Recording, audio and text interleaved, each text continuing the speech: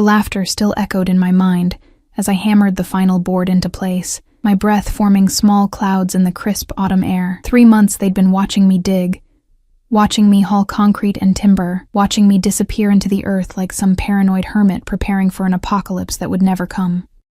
Winter's coming. I'd told them at the town meeting in September, my voice barely rising above a whisper, as 40 pairs of eyes turned toward me with varying degrees of amusement and pity. My blonde hair, always unruly, had fallen across my face as I'd presented my concerns, the unusual migration patterns, the early frost warnings from the old farmers 2 counties over, the way the animals had been behaving. But Mayor Garrett had simply smiled that patronizing smile of his and assured everyone that our town of Millbrook had weathered 100 winters before, and we'd weather 100 more. I could still feel the heat of shame crawling up my neck as Sarah Mitchell had whispered, loud enough for half the room to hear. Poor thing. Living alone out there has finally gotten to her. Now, as November's dying light painted the sky in shades of amber and ash, I stood before the entrance to my shelter and felt something I hadn't felt in years, a quiet certainty that I'd done the right thing, regardless of what they thought. The wooden door, cleverly disguised beneath what looked like a collapsed garden shed, led down into a space I'd spent the entire summer creating. 12 feet underground, reinforced walls, a ventilation system I'd designed myself after weeks of research, and enough supplies to last through whatever winter decided to throw at us. My mother's voice whispered through my memory, as it often did in moments of doubt. Emma, being different isn't being wrong. Sometimes the lonely path is the right one. She'd told me that the day before she died, her hand in mine, her breathing already shallow. I'd been 17, barely more than a child, and I'd carried those words like a talisman ever since. But tonight, the loneliness felt heavier than usual. I descended the wooden steps into the shelter, pulling the door shut above me. The battery-powered lights flickered on, illuminating the space I'd created, narrow but efficient, with sleeping quarters, a small cooking area, shelves lined with preserved foods, medical supplies, and books. So many books.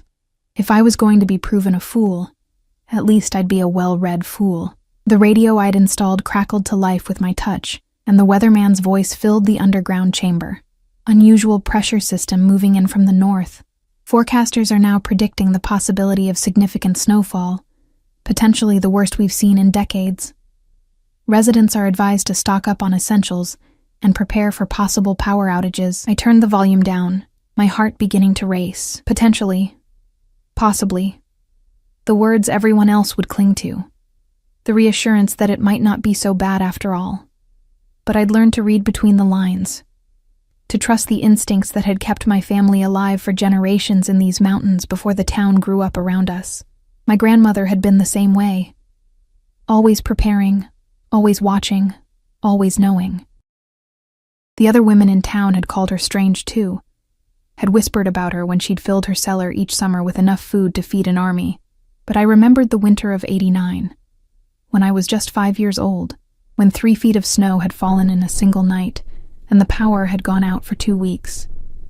While others had struggled, had gone hungry, had frozen in their poorly insulated homes, Grandmother's house had been warm and full. She'd shared what she could, of course. That was her way. But I'd never forgotten the lesson. Preparation isn't paranoia. It's survival. The memory warmed me, even in the cool underground air. I spent the evening organizing my supplies one final time, checking expiration dates, testing the hand-crank radio, ensuring the small wood-burning stove I'd installed had proper ventilation to the surface. Everything was ready. Everything was in place. And yet, a part of me, the part that still remembered Sarah Mitchell's pitying eyes, that still heard the laughter from the town meeting, hoped desperately that I was wrong.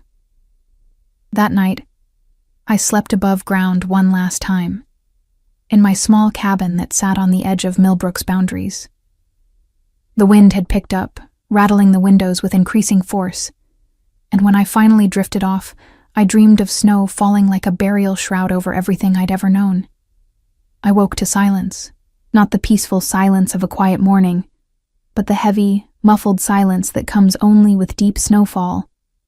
My cabin was dark, the power already out, and when I pulled back the curtain, my breath caught in my throat. The world had disappeared. Where my yard had been, where the road into town had wound through the trees, where the distant mountains had stood against the sky, now there was only white. Snow pressed against my windows like a living thing, rising nearly to the roof, and more was falling. Through the gray dawn light, I could see it. Thick, relentless flakes that showed no sign of stopping. I didn't panic. Panic was a luxury I couldn't afford. I dressed in layers, packed a final bag with the things I'd kept in the cabin, a few photographs, my mother's journal, the quilt my grandmother had made, and began the difficult journey to the shelter. The distance was only 50 yards, but it might as well have been miles. The snow had already drifted to 4 feet in places, and the wind tore at my clothes with savage intensity. By the time I reached the shelter entrance, my hands were numb, and my lungs burned from the cold air. I had to dig through nearly 2 feet of snow to find the door, but I'd prepared for this too. The entrance was marked with a tall pole that I could feel with my gloved hands even when I couldn't see it. Inside, the shelter felt like another world entirely. Warm, dry, safe. I sealed the door behind me and descended into the earth, into the space I'd built with my own hands. And for the first time in months, I felt something close to peace. Let them laugh, let them mock. I was alive, I was warm, and I was prepared. The radio told me everything I needed to know over the next few hours. The storm had intensified beyond anyone's predictions. A once-in-a-century event, the meteorologists were calling it, their voices tinged with barely controlled alarm. Millbrook was cut off completely. Roads were impassable. Power lines were down across 3 counties. Emergency services couldn't reach anyone, and the temperature was dropping. I thought of my neighbors, of old Mr. Chen, who lived alone and could barely walk, of the Thompson family with their 3 young children, of Sarah Mitchell in her pristine house that had looked so perfect in summer, but had always struck me as poorly insulated. I thought of all of them, and I felt the weight of my decision pressing down on me. I could stay here, safe and warm, with enough supplies to last for months if necessary. I could survive this alone, prove them all wrong in the silence of my underground sanctuary. Or I could do what my grandmother would have done. The choice, when it came down to it, wasn't really a choice at all. I spent the rest of that first day preparing. I inventoried my supplies and calculated how many people I could sustain, and for how long. 12 people for 2 weeks, I estimated, if we were careful. 8 people for a month. The shelter hadn't been designed for a community, but it could accommodate one if necessary.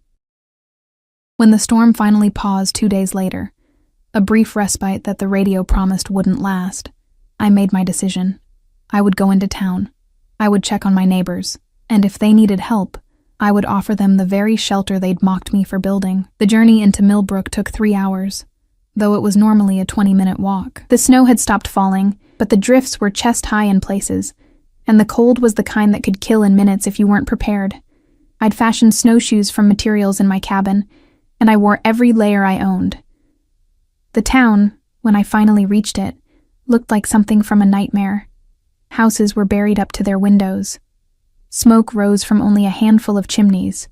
Most people had run out of firewood already, or their chimneys had become blocked with snow and ice. The streets were impossible to navigate, transformed into white canyons that bore no resemblance to the tidy roads I'd walked all my life. And the silence, the terrible, pressing silence of a place where people were hiding, conserving energy, trying to survive. I made my way to Mayor Garrett's house first. It was closest, and I knew he'd be the one coordinating any emergency response. I had to dig through the snow blocking his front door, and when I finally knocked, the sound seemed to echo through the frozen air like a gunshot. The door opened a crack, and Mayor Garrett's face appeared, gaunt, exhausted, nothing like the confident man who dismissed my warnings 3 months ago. His eyes widened when he saw me, standing there in my makeshift winter gear, very much alive and very much prepared. "Emma," he breathed. And there was something in his voice I'd never heard before. It sounded almost like hope. "How many?" I asked, cutting through whatever he'd been about to say. There would be time for apologies or explanations later. if we all survived. Right now, I needed information. Mayor Garrett stepped back, letting me into his house. The interior was frigid, barely warmer than outside despite the small fire struggling in the fireplace. His wife, Patricia, sat huddled beneath blankets on the couch, her face pale in the dim light. She looked up at me with the same expression her husband wore, surprise mixed with something that might have been shame. 17 households, the mayor said, his voice hoarse. We've been doing checks, trying to account for everyone. Most people are alive, but, he trailed off, running a hand through his disheveled hair. We're in trouble, Emma. Real trouble. The Thompson kids, the youngest, has been running a fever. Mr. Chen fell trying to reach his woodshed, broke his ankle. The Martinez family ran out of food yesterday, and the Hendersons' chimney collapsed. They're at the community center with about 20 others, but that building was never meant to be lived in. No insulation, broken windows on the north side. I processed this information quickly, my mind already calculating, planning. What about the school? The church? School's roof caved in under the weight of the snow on the second day. Church is still standing, but it's as cold as a tomb and we've got no way to heat it. The propane for the community center ran out this morning. He looked at me directly then, and I saw the defeat in his eyes.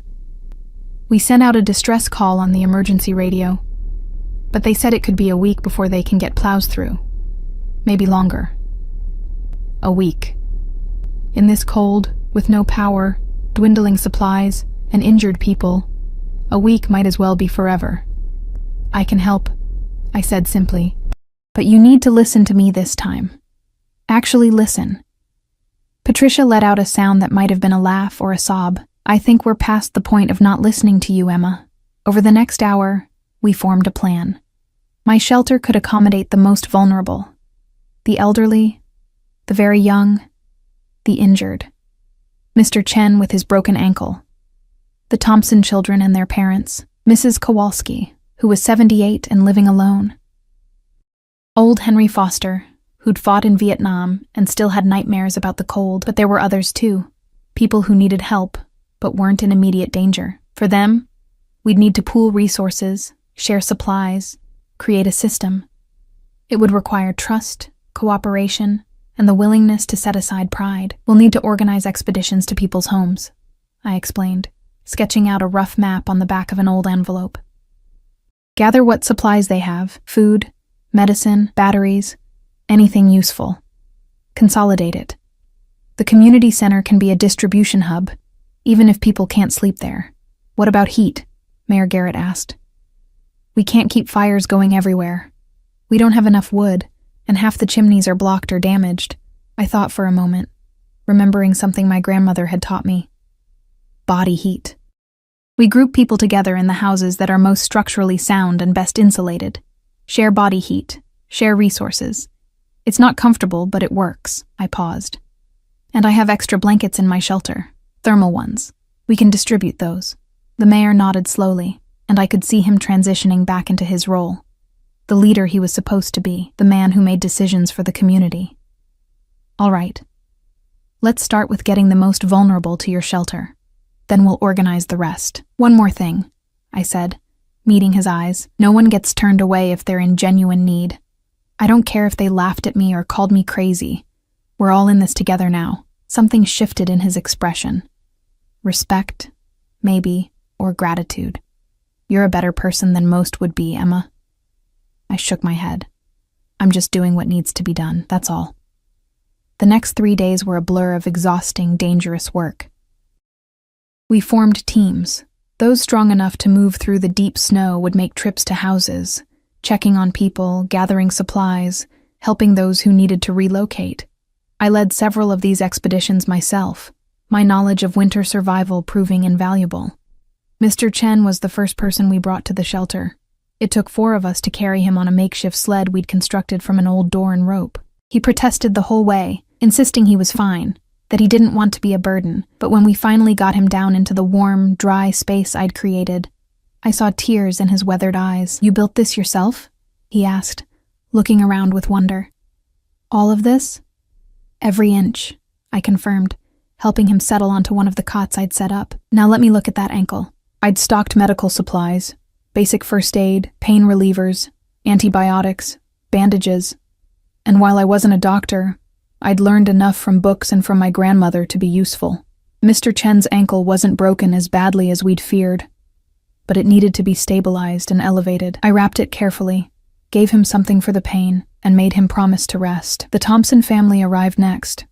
James and Rebecca with their 3 children. The youngest, Sophie, was only 4, and her fever had worsened. Rebecca clutched the little girl to her chest, her face etched with fear that every mother knows when her child is sick. "Thank you," she whispered as I led them inside. "God, Emma, thank you. I'm so sorry we didn't listen. I'm so sorry."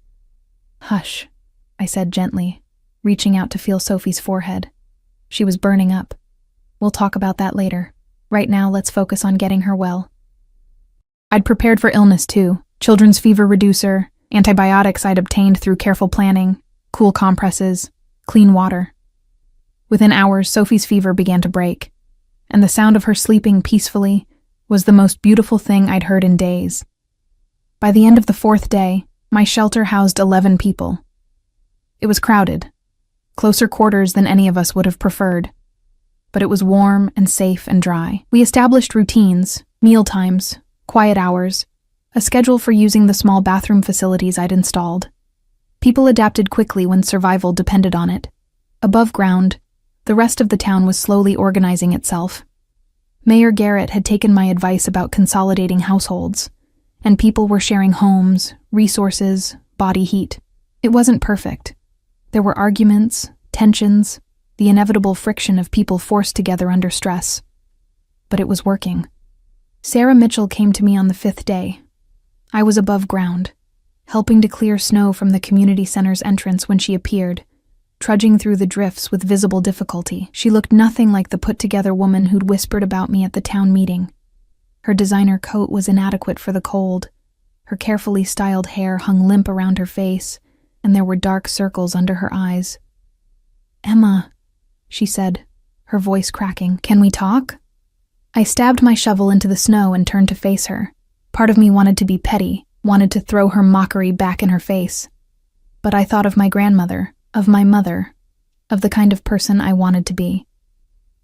"Of course," I said simply. She struggled for words, her breath coming out in frozen clouds. "I was wrong. About you. About everything. I was cruel, and I'm sorry." She looked down at her gloved hands. "My house. The pipes burst yesterday. Everything's flooded and frozen. I've been staying with the Harrises, but there are already 8 people there, and we're running out of food, and I just..." She looked up at me, and I saw genuine fear in her eyes. I don't know what to do. I could have savored this moment, could have made her beg, could have reminded her of every dismissive comment, every pitying look, every time she'd made me feel small. Instead, I said, "Come on. Let's get you somewhere warm and figure this out." We walked together toward the community center, where Mayor Garrett was coordinating the distribution of supplies. Sarah was quiet for a long moment before she spoke again. "Why are you helping me? After what I said about you?" I considered the question. "Because that's what we do. We help each other. Especially when it's hard." I glanced at her. "Besides, you're not the only one who doubted.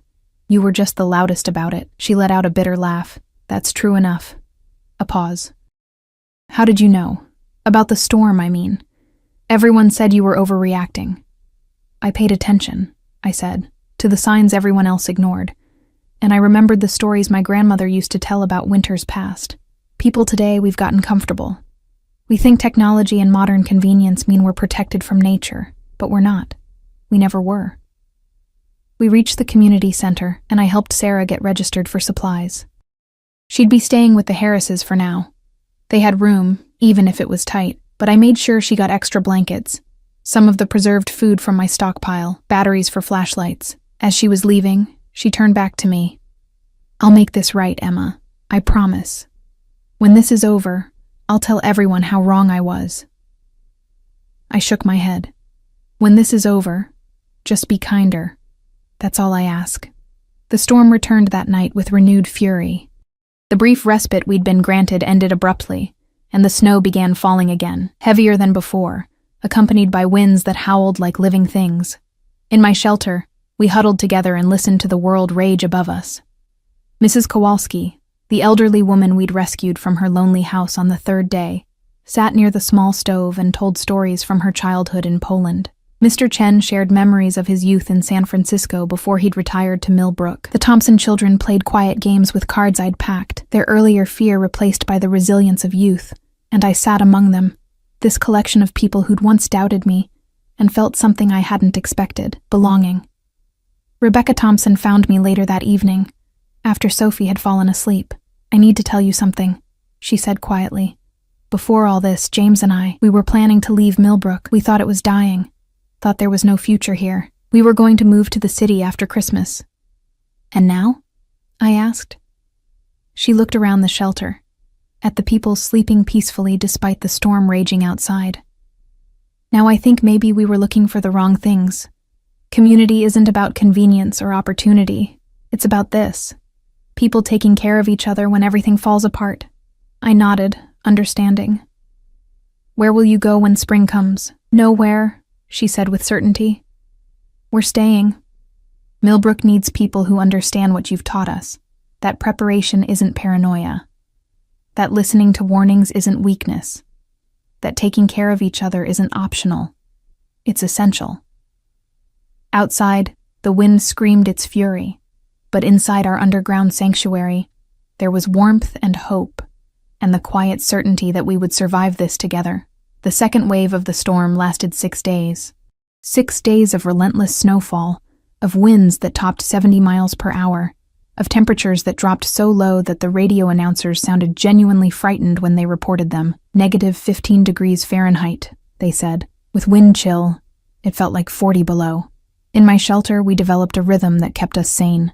Morning checks, everyone's health, supply levels, morale.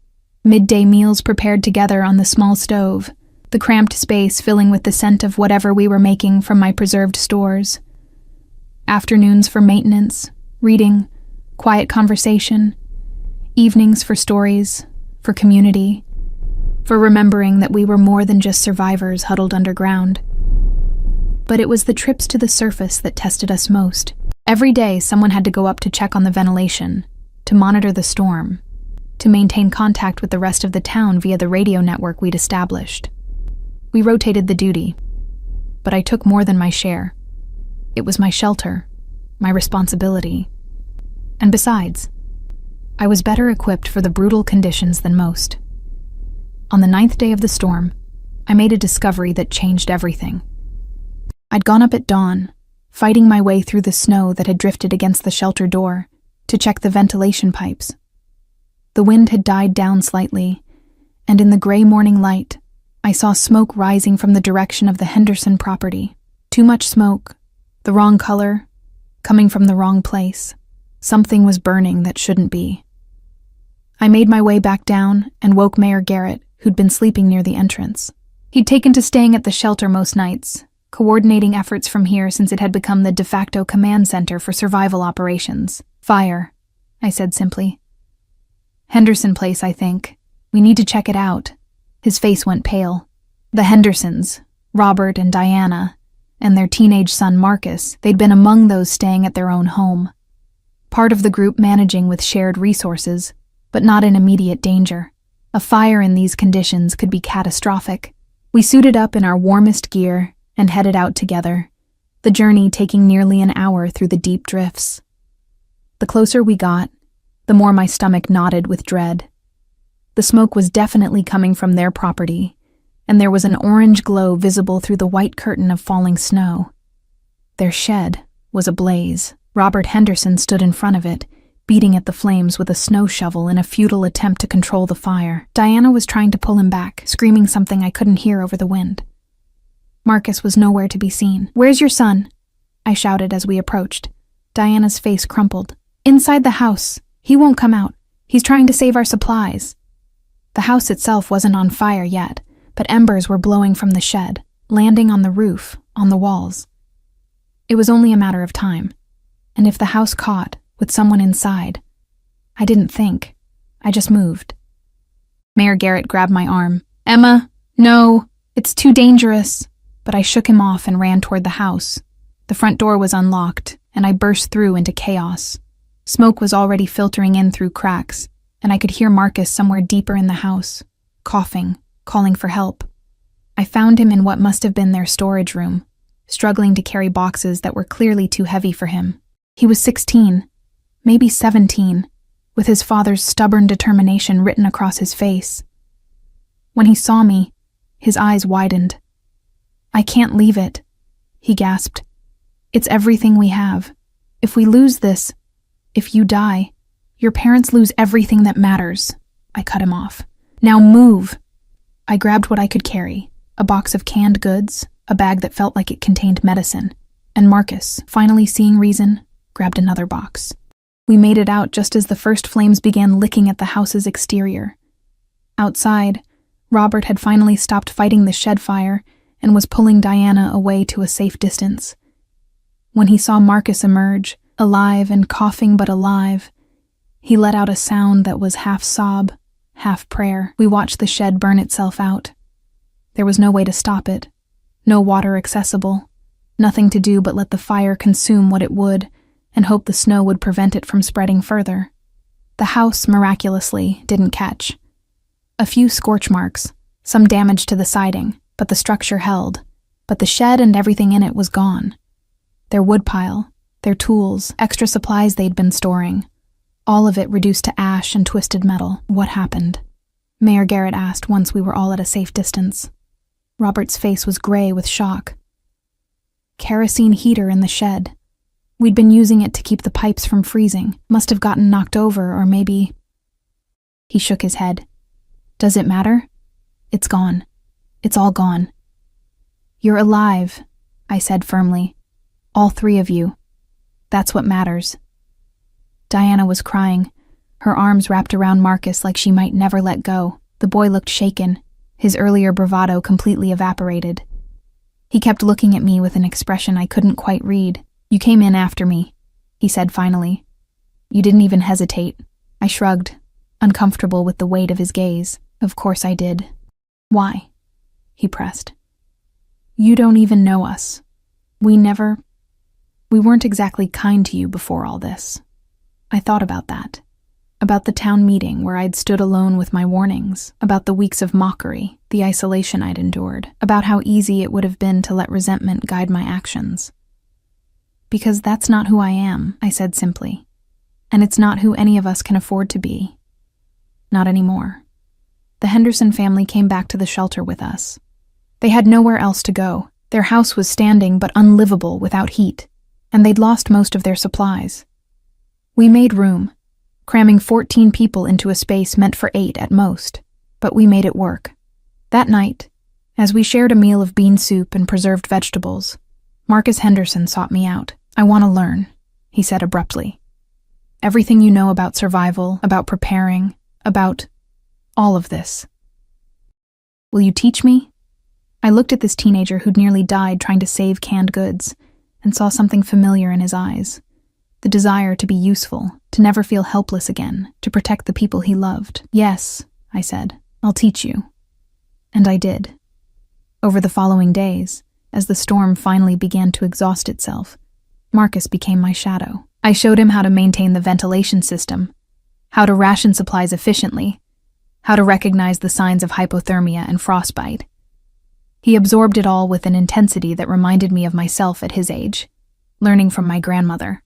The other children in the shelter, the Thompson kids, and young Amy Mitchell, who joined us when Sarah's situation had become untenable, they watched and learned too. I found myself teaching impromptu lessons on water purification, on food preservation, on reading weather patterns.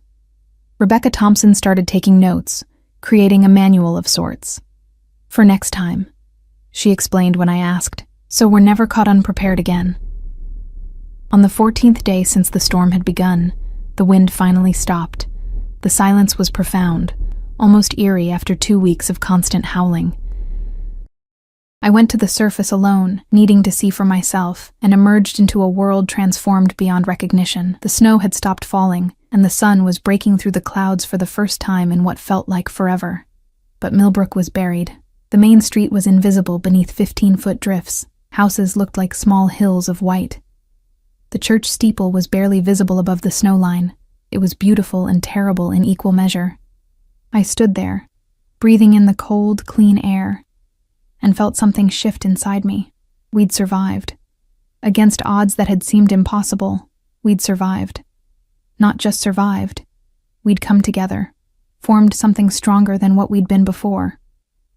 The radio crackled to life in my pocket. Emergency services had finally reached the county line. Plows were working around the clock. They expected to reach Millbrook within 2 to 3 days. Help was coming. I returned to the shelter and shared the news. The relief was palpable. People hugged, cried, laughed with an edge of hysteria.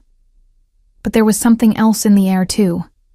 A strange reluctance, perhaps, to leave this underground sanctuary that had kept us safe. "What happens now?" Sophie Thompson asked, her small voice cutting through the celebration.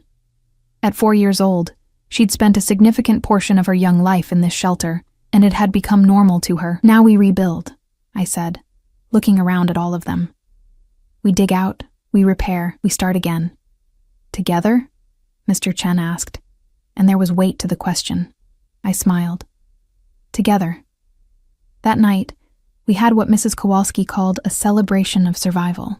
We used some of the special supplies I'd been saving: chocolate, coffee, a bottle of wine that Patricia Garrett produced from somewhere. We told stories, shared memories of the past 2 weeks, talked about our plans for the future. Mayor Garrett stood up, his weathered face serious in the lamplight. "I need to say something. I need everyone to hear this." He looked directly at me. "Emma tried to warn us. She spent months preparing, and we mocked her for it. I mocked her for it. I dismissed her concerns, her knowledge, her wisdom. And she saved us anyway. We saved each other," I interrupted, uncomfortable with where this was heading, but he shook his head. "No, you saved us first. You built this shelter when you could have just prepared for yourself. You came into town during the storm when you could have stayed safe. You risked your life for Marcus when you had every reason not to. You taught us what community really means." Rebecca Thompson stood up too. "When this is over, things are going to be different. We're going to listen. We're going to prepare. And we're going to make sure Emma isn't carrying this burden alone anymore." Around the shelter, people nodded, murmured agreement. Sarah Mitchell, who'd been quiet most of the evening, spoke up from her corner. "I propose something," she said, her voice steady despite the emotion in her eyes. "When we rebuild, we build community shelters, plural. We create a network of preparedness, and we put Emma in charge of it, if she's willing." I started to protest, but Diana Henderson cut me off. "We should have a town emergency coordinator. Someone who knows what they're doing. Someone who actually understands survival. Someone we should have listened to from the beginning," Marcus added quietly. I looked around at all of them, these people who doubted me, mocked me, dismissed me, and who now looked at me with respect and gratitude and hope. I felt the weight of responsibility settling on my shoulders, but it didn't feel crushing. It felt right. "I'll do it," I said, "on one condition. Everyone participates. Everyone learns. We all carry this responsibility together. Because the next time, and there will be a next time, we need to be ready as a community, not dependent on one person's paranoia." "It's not paranoia if you're right," Mr. Chen said with a gentle smile. "It's not paranoia at all," I corrected. "It's preparedness, and there's a difference." The plows reached Millbrook on the 17th day. I heard them before I saw them, the distant rumble of heavy machinery, the scrape of metal against asphalt buried somewhere beneath 15 feet of snow.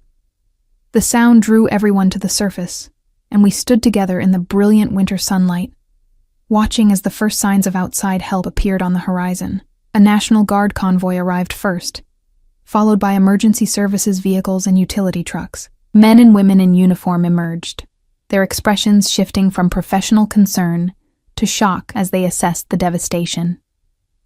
Captain Wesley Morrison, a weathered man in his 50s, seemed to be in charge. He approached our gathered group with cautious optimism that dimmed when he got a closer look at the town. "My God," he breathed, surveying the buried houses, the collapsed structures, the sheer scale of snow accumulation. We knew it was bad, but this... He turned to us. How many casualties? None, Mayor Garrett said, and the pride in his voice was unmistakable. Not a single one. Captain Morrison's eyebrows shot up. None? In 17 days, with this level of snowfall and these temperatures? He looked at our group more closely, noting the healthy color in our cheeks, the fact that we were all properly dressed and apparently well fed. How is that possible? Mayor Garrett gestured to me. Emma Hartwell. She tried to warn us this was coming. She prepared. And then she saved us all. I felt my face flush as Captain Morrison's attention focused on me. I didn't save anyone, I said quickly. We worked together. We pooled resources, organized ourselves, took care of each other. She's being modest, Rebecca Thompson interjected. She built an underground shelter, housed the most vulnerable, coordinated supply distribution, risked her life multiple times to help people. She looked at me with a warmth that still felt unfamiliar. She's the reason we're all still here. Over the next several hours, Captain Morrison and his team conducted interviews, assessed damages, and coordinated relief efforts.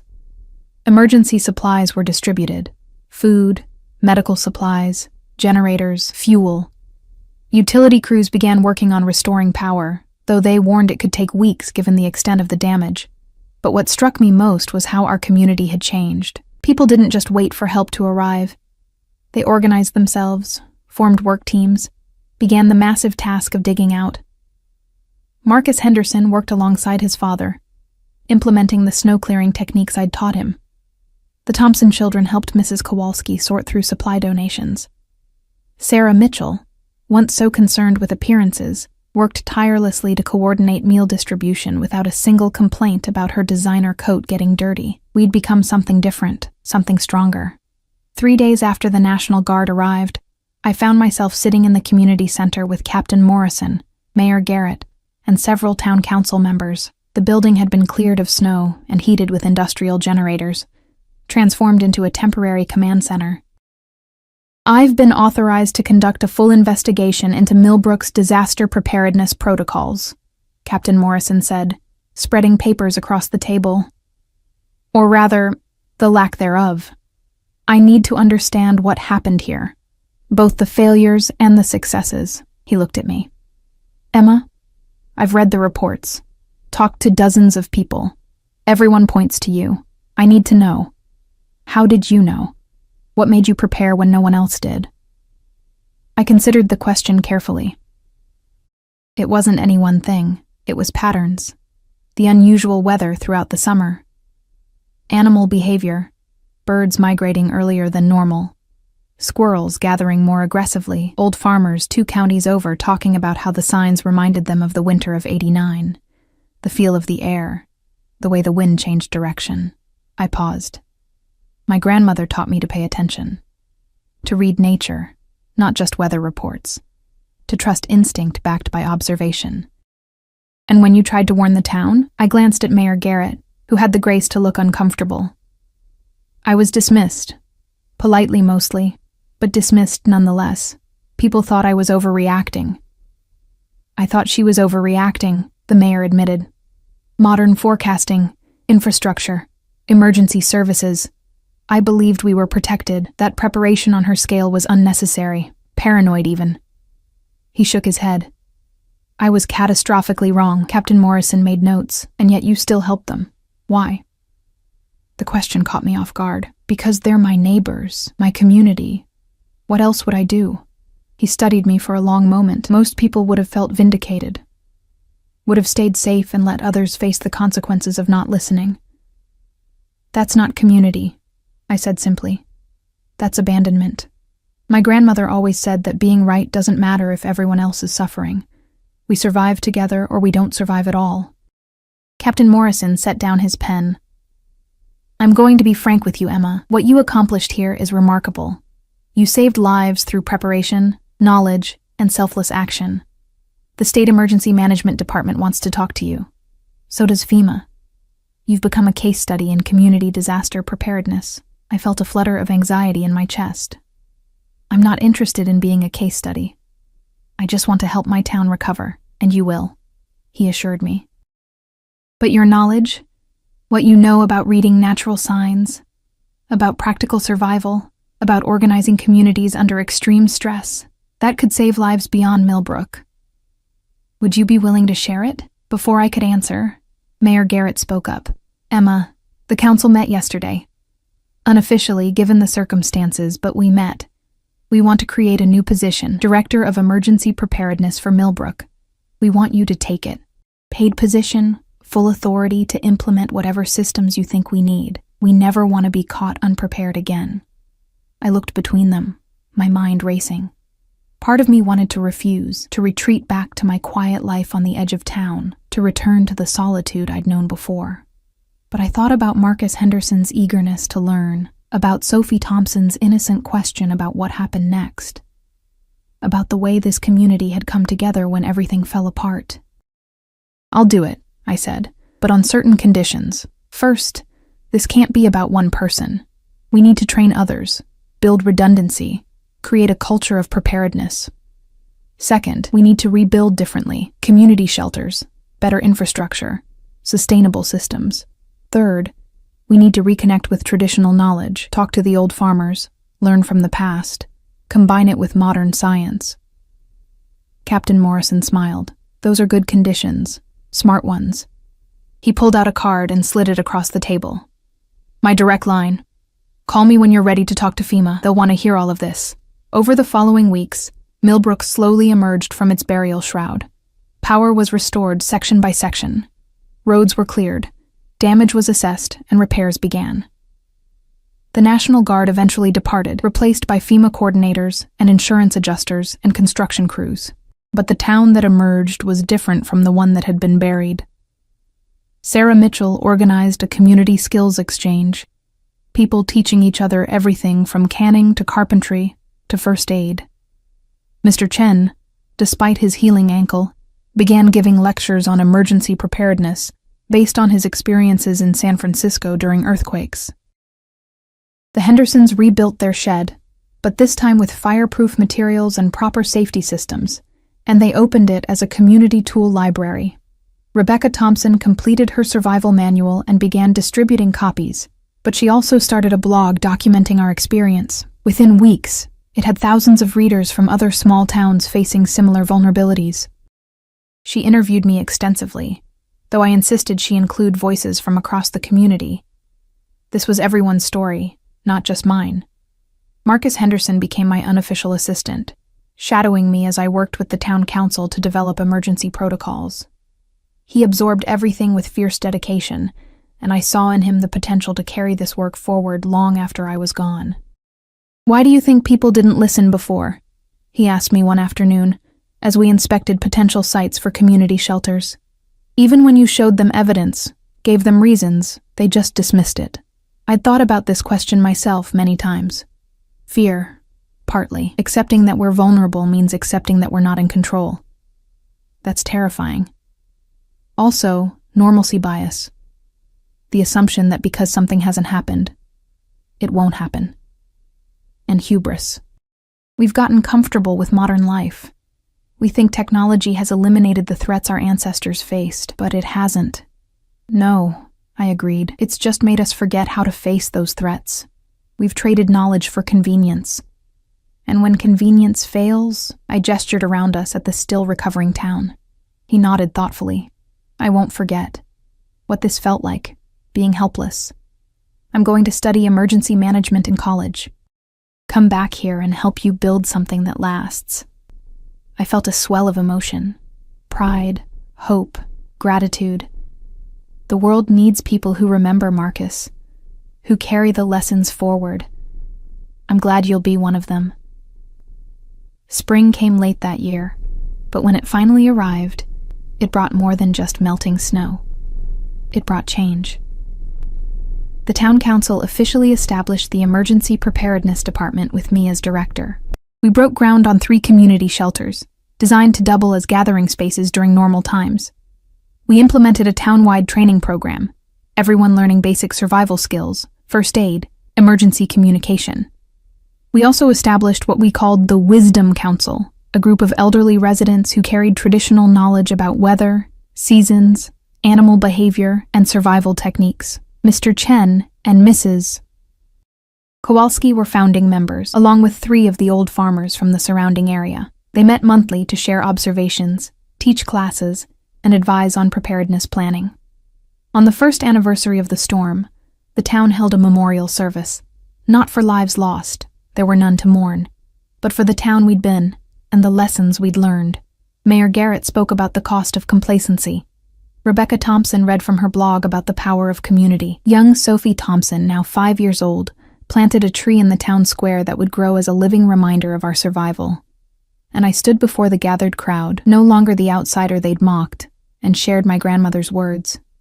Being different isn't being wrong. Sometimes the lonely path is the right one. But the destination should always be bringing everyone together. That evening, as the sun set over Millbrook, I walked back to my shelter. I'd kept it maintained, kept it stocked, because preparedness wasn't something you did once and forgot about. It was a way of life, a constant vigilance, a promise to yourself and your community. But now, when I descended those steps into the earth, I wasn't alone with my fears and my supplies and my vindication. I was part of something larger, a community that had learned to listen, to prepare, to take care of each other. Sarah Mitchell found me there just as I was locking up for the night. "I never properly thanked you," she said, her voice quiet. "Not just for the shelter or the supplies, for showing me who I want to be. I was so caught up in appearances, in being right, in maintaining some image of perfection. And you showed me what actually matters. You showed yourself," I corrected gently. "I just gave you the circumstances to see it." She smiled, then pulled out a folder. "I've been working on something, a proposal for the state legislature, a rural preparedness grant program. I used to work in government relations before I moved here. Thought I'd left that behind, but turns out those skills are useful for something meaningful." She handed me the folder. "I want Millbrook to be a model. I want what you've built here to spread to other towns. Will you help me?" I took the folder, feeling the weight of possibility. "Yes," I said. "Let's help them learn before they have to suffer." 2 years after the storm, I stood at the entrance of what had become known as the Hartwell Center for Community Resilience. The building had once been the old grain warehouse on the edge of town, a structure everyone had assumed would eventually be torn down. Instead, we'd transformed it into something remarkable. A training facility, resource center, and living museum of preparedness knowledge. The main floor housed classrooms where we taught everything from wilderness survival to emergency medical response. The basement had been converted into a demonstration shelter, showing people what could be built and how. The upper floor contained archives, my grandmother's journals, historical records from past disasters, research materials, and the ever-growing collection of testimonials from communities that had implemented our model. It wasn't just mine anymore. It belonged to Millbrook, to the network of towns we'd connected with. To everyone who understood that survival wasn't about fear, it was about respect for nature and commitment to community. Marcus Henderson, now 19 and in his second year of emergency management studies, worked beside me as assistant director. He'd grown taller, broader, more confident, but he still had that same fierce dedication I'd recognized in him during the storm. Today, he was leading a workshop for visitors from 3 neighboring counties, teaching them the fundamentals of community shelter design. "You should go listen to him," Sarah Mitchell said, appearing at my elbow with 2 cups of coffee. She'd become our liaison director, coordinating with state agencies and other communities. Her gift for communication and her connections in government had been invaluable. "He's really good at this. Natural teacher." I accepted the coffee gratefully. "I know. He reminds me of..." I trailed off, not quite sure how to finish. "Of you," Sarah completed quietly. "He reminds people of you, passionate, knowledgeable, absolutely certain that this work matters." Through the window, I could see the town square, transformed since the storm. The tree Sophie Thompson had planted was thriving, already 6 feet tall. Around it, benches carried plaques with the names of everyone who'd survived that winter. Not a memorial to the dead, but a celebration of the living. The community shelters we'd built were integrated into the landscape, serving as gathering spaces, libraries, and event venues during normal times, but always ready to protect people when needed. "Emma?" a voice called from across the room. Rebecca Thompson approached with a woman I didn't recognize, mid-40s, professional bearing, expensive but practical clothing. "This is Dr. Jennifer Okafor. She's from the National Weather Service. Wants to talk to you about the prediction methodology you've developed." I shook Dr. Okafor's hand. "I'm not sure I'd call it methodology. It's mostly traditional observation combined with modern data." Dr. Okafor smiled. "That's exactly what makes it valuable. We've become over-reliant on computer models and satellite data. We've lost touch with the ground-level indicators that your grandmother's generation understood instinctively. Your success rate in predicting severe weather events over the past 2 years has been remarkable, better than our advanced systems in several cases." "It's not magic," I said carefully. "It's just paying attention, watching animal behavior, plant cycles, atmospheric pressure changes you can feel rather than measure. My grandmother could predict rain 3 days out by the way her joints ached and the direction birds flew. That's not superstition. That's pattern recognition based on decades of observation." "Would you be willing to help us develop a training program?" Dr. Okafor asked. "Teach meteorologists and emergency management professionals how to integrate traditional knowledge with modern forecasting? We're proposing a pilot program, and we want Millbrook to be the headquarters." I glanced at Sarah, who was grinning. This was clearly something they'd already discussed. "The state is prepared to fund it," Sarah added. "Full research facility, training programs, the works. You'd be the director, obviously." I felt the familiar flutter of anxiety mixed with excitement. 2 years ago, I'd been a lonely woman on the edge of town, mocked for her preparations. Now I was being offered the chance to influence disaster preparedness on a regional, maybe even national level. "I need to think about it," I said honestly. "This is my home. I don't want to lose connection with Millbrook by becoming too focused on bigger things." Dr. Okafor nodded understanding. "The program would be based here. You wouldn't be traveling constantly. People would come to you to learn from this community that survived what should have been catastrophic." "Give me a week," I said. "Let me talk to people here. This affects everyone." That evening, I called a community meeting. The old gymnasium, rebuilt after its roof had collapsed under snow, filled with familiar faces. Mr. Chen, now 81 and finally recovered from his ankle injury, sat in the front row. Mrs. Kowalski beside him, her sharp eyes missing nothing. The Thompson family took up an entire section: James and Rebecca, Sophie, now a precocious 7-year-old, and their twin boys born the spring after the storm. The Hendersons were there, Mayor Garrett and his wife Patricia. Sarah Mitchell and her new husband David, a carpenter who'd moved to Millbrook specifically to help with the rebuilding, and had fallen in love with both the town and Sarah. And so many others. Faces I'd come to know not as skeptics or mockers, but as friends, neighbors, partners in the work of keeping each other safe. I explained Dr. Okafor's proposal, the opportunity it represented, and my concerns about staying grounded in the community that had taught me as much as I'd taught them. Mayor Garrett spoke first. "Emma, 2 years ago you saved this town. Not just physically, you changed who we are, how we think about ourselves and each other. If you have the chance to do that for other communities, to prevent other towns from going through what we went through, you have to take it. But not at the cost of abandoning us," Mrs. Kowalski added firmly. "You're part of Millbrook now, part of our fabric. This program should strengthen that, not weaken it." Marcus stood up.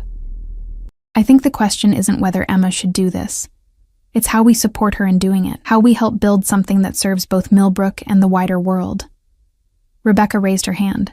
"What if we approach it as a community project? The training facility brings people here, to our town. They see what we've built. They meet all of us. They learn from our collective experience, not just Emma's. It becomes a destination for resilience education." I felt something shift as the conversation evolved. They weren't just supporting my decision. They were making it theirs, taking ownership of this opportunity the way they'd taken ownership of their own preparedness. Sophie Thompson's small voice piped up from the middle of the crowd. Will there be kids' programs so we can teach other kids what we know? I smiled at her. Would you like there to be? Yes, she said seriously. Because I remember being scared during the big snow. And I remember Emma making everything okay. Other kids should know how to be okay too. The vote was unanimous. Millbrook would become home to the Center for Traditional Weather Prediction and Community Resilience, a partnership between the National Weather Service, FEMA, and our small town. The program would bring researchers, students, emergency management professionals, and community leaders from across the country to learn from our experience. Over the following months, the center took shape. We hired staff, including 3 of the old farmers who became official, traditional knowledge consultants. Mr. Chen developed a curriculum on psychological resilience during disasters. Rebecca headed up our publishing arm, producing manuals and case studies. Marcus managed the shelter design program, working with engineers to combine traditional and modern techniques. And I found myself doing something I'd never imagined: teaching. Not just survival skills, though, that remained central to the work, but teaching people how to listen, to nature, to their instincts, to their communities. Teaching them to overcome normalcy bias, to accept vulnerability without succumbing to fear, to build networks of mutual aid before crisis struck. The first official cohort arrived on a crisp October morning, 35 people from 17 different states, ranging from career emergency managers to small-town mayors to indigenous knowledge keepers who'd been trying to preserve traditional weather prediction in their own communities. I stood before them in the main classroom, looking at their expectant faces, and felt the weight of responsibility. But also, surprisingly, peace. My grandmother used to say that nature always warns us, I began. The question is whether we're willing to listen. For generations, humans survived by paying attention to the sky, to the animals, to the feeling in their bones when the pressure changed. We knew how to read the world we lived in. Then we developed technology that let us stop paying attention. We outsourced our awareness to machines and experts and systems that, while valuable, made us forget how to see for ourselves. I clicked to the first slide, a photo of Millbrook buried in snow, taken from the National Guard helicopter. This is what happens when we stop listening. When we dismiss warnings because they don't fit our comfortable assumptions about how the world works. When we value convenience over preparedness, and certainty over wisdom. Next slide, the interior of my shelter during the storm. Crowded with people but alive with hope. And this is what happens when we remember. When we trust knowledge that's been built over generations. When we choose community over individualism. When we prepare not out of fear, but out of love for the people and places we want to protect. I spent the next hour telling them our story. Not just my part, but everyone's. The mayor who'd dismissed warnings and then learned to listen. The teenager who'd nearly died and then dedicated himself to prevention. The woman who'd mocked preparation and then became our most effective advocate. I told them about Mr. Chen's broken ankle and Sophie Thompson's fever, and the Henderson shed fire, and all the small moments of crisis and courage that had defined our survival. But here's what I want you to understand, I said, meeting their eyes one by one. This isn't a story about one person being right and everyone else being wrong. It's a story about a community learning to work together. Yes, I built the shelter. But we all survived because people were willing to set aside pride, admit mistakes, share resources, and take care of each other. The preparation was important, critical even. But the community was essential. A hand went up, a woman from a coastal town in North Carolina. How do you convince people to prepare before disaster strikes? We've been trying to get our community to take hurricane preparedness seriously for years, but people don't change until it's too late. I smiled, recognizing the frustration in her voice. You can't convince everyone. Some people need to learn through experience. But you can build a core group of prepared individuals who become a resource network when crisis hits. You model the behavior you want to see. You share knowledge without judgment. You help people when they ask for it, even if they dismissed you before. And gradually, as they see that preparation isn't about paranoia, but about caring for community, more people join in. Another hand, a man from a drought-prone region in California. What about people who can't afford to prepare? Not everyone can build a shelter or stockpile supplies. That's where community comes in, I answered. Individual preparation is good, but community preparedness is stronger. Shared shelters, community gardens, tool libraries, skill exchanges, mutual aid networks. These don't require everyone to have resources. They require everyone to contribute what they can. Some people contribute labor, some contribute knowledge, some contribute supplies, some contribute coordination skills. Everyone has something to offer. The questions continued for another hour, and I answered as honestly as I could, always bringing the conversation back to the central truth. Preparedness isn't about individual survival. It's about collective resilience. That night, after the first day of training had ended, I walked through Millbrook as the sun set. The town had been transformed, not just physically rebuilt, but fundamentally changed in character. There was a confidence here now, a knowledge that we could face whatever came because we'd already survived the worst. But there was also humility, a recognition that we were part of something larger than ourselves, subject to forces we couldn't control, but could prepare for. I found myself at the memorial tree in the town square. Someone had added fresh flowers. Sarah, probably. Or maybe Rebecca. The plaques caught the fading light, names I knew by heart now, not because they'd died, but because they'd lived, because they'd learned, because they'd changed. Grandmother, I whispered to the evening air, I think I finally understand what you were trying to teach me. It was never just about survival. It was about building something worth surviving for.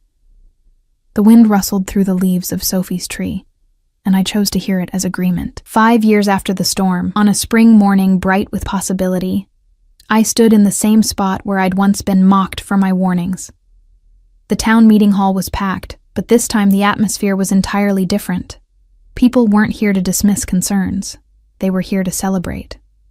Mayor Garrett, now retired and serving as the center's community liaison, presented the annual resilience report.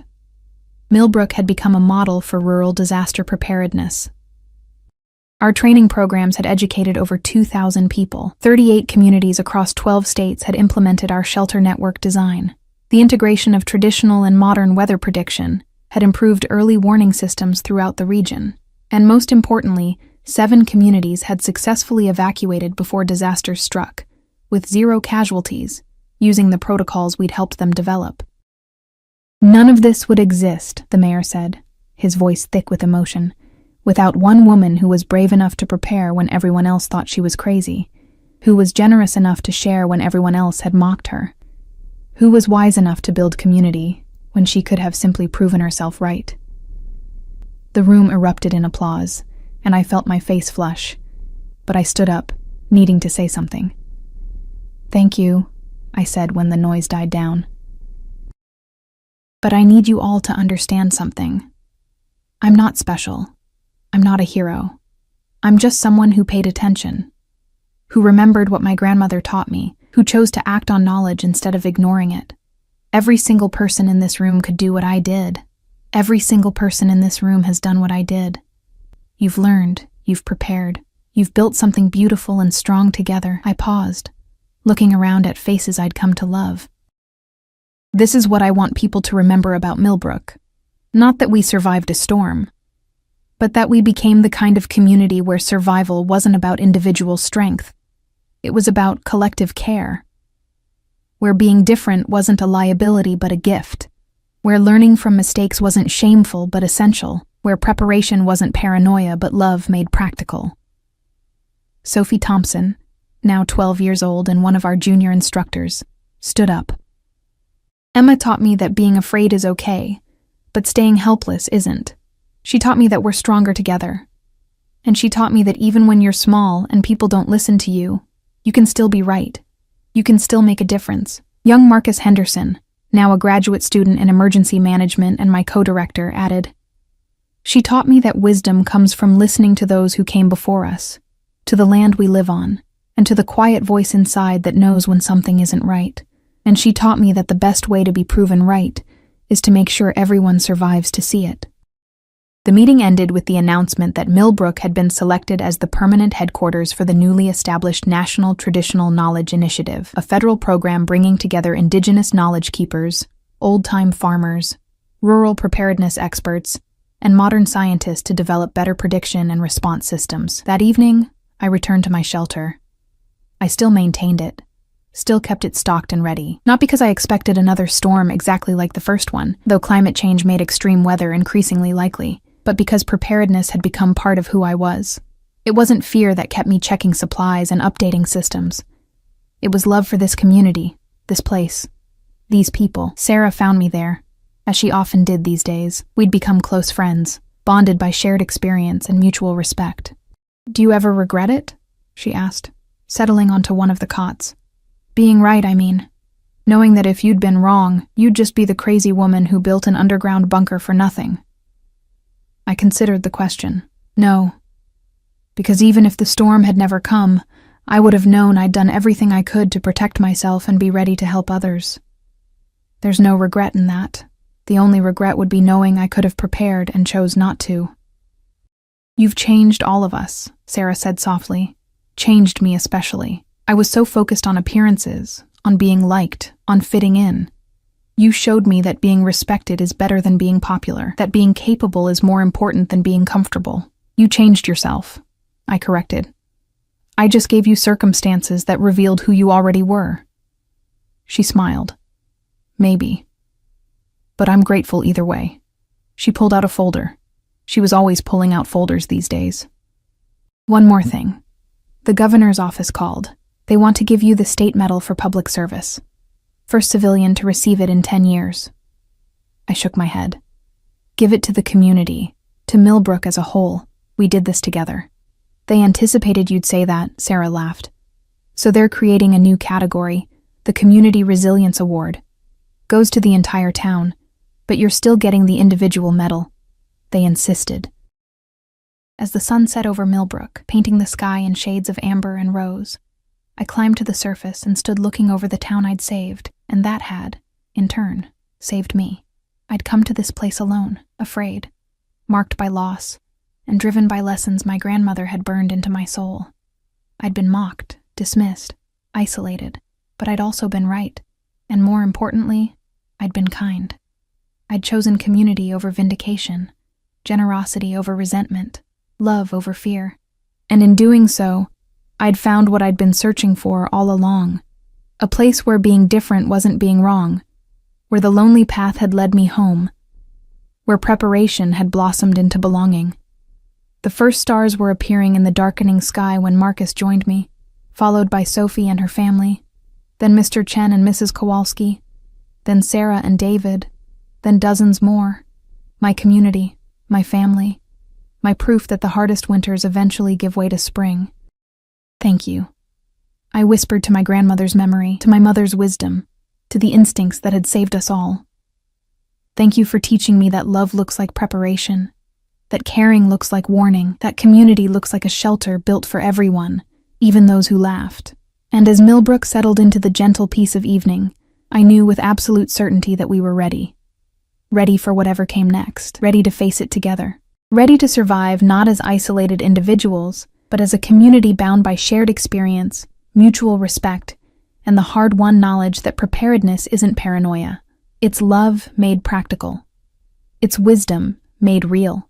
It's the difference between surviving and thriving. And we would thrive. Together.